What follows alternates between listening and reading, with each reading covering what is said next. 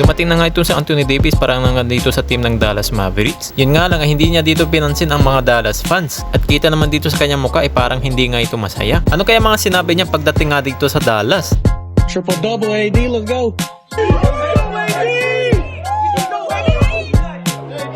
Pero bago muna natin yung pag-usapan dito mga pre, ay pag-usapan muna natin dito ang naging reaksyon nila Stephen Curry na magkakasama nga sila dito nang una nga nila itong mabalitaan, itong biggest na blockbuster na trade dito sa NBA history. Dito sa video clip na ito na magkakasama sila Stephen Curry, Draymond Green at pati na nga rin dito si Podziemski patungkol na nga dito sa trade ng Los Angeles Lakers at Dallas Mavericks.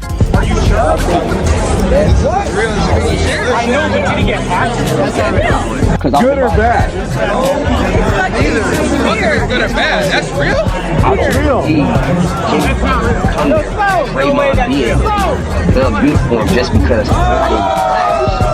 And well, maski nga itong si Stephen Curry, Draymond Green at pati na nga rin dito si Podziemski ay hindi nga sila dito unang makapaniwala dito nga sa nabalitaan nga nila na ito nga si Luka sa unang nga nila dito nakitang balita ay na-trade nga dito for Anthony Davis na papunta na nga dito sa LA Lakers. At talaga ba naman na hindi nila ito pinaniwalaan sa umpisa? At nang matanong na nga dito si Stephen Curry about dito sa trade na ito kung good ba ito or bad, ay ang sagot naman niya dito ay neither, ay wala nga dito sa dalawa ang kanyang maisasagot doon. And actually nga dito mga pre ay sa maraming dito mga Warriors fans ay disappointed nga matapos nga dito ang kanilang front office ay wala nga ditong gawin habang na nga dito ang buong NBA gumagalaw na nga itong papalapit na nga dito ng NBA trade deadline. Samahan pa nga dito ang trade ni Zach LaVine papunta nga dito sa Sacramento Kings ay sa maiksing panahon lang ay reunited kaagad sila dito nga ni DeMar DeRozan para nga dito sa kanilang panibagong team at pati na nga rin dito si De'Aaron Fox dito nga sa San Antonio Spurs. Kaya nga itong mga Warriors fans ay parang nababad trip na nga dito nang dahil na nga dito ang kanilang team ay ganun pa rin. Pero abangan pa rin natin dito mga pre, baka meron nga sila dito magiging pasabog. Ito nga ang magiging trade dito ng Golden State Warriors dahil na nga dito sa mga base balita dito sa lately ay hindi nga naging good news para nga dito nang dahil na nga dito si KD ay kanilang sinubukan.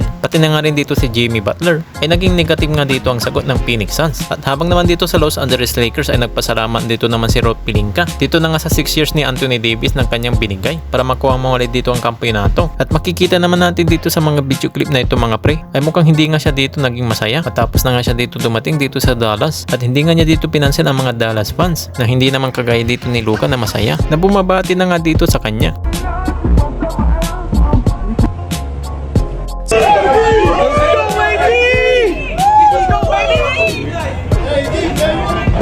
Dahil matapos na nga dito ang shocking trade sa kanya ay wala nga siya dito kahit na anong mensahe itong former player ng big man ng LA Lakers dahil dala na rin siguro dito ng frustration dito ng front office ng Lakers matapos na nga dito ang pag-trade sa kanya nang wala naman ditong pasabi dito nga ng GM itong si Rob Pelinka dahil isang linggo lang nakakalipas matapos siya nga dito mag-request ng isa pang big man para nga dito sa team ng LA Lakers.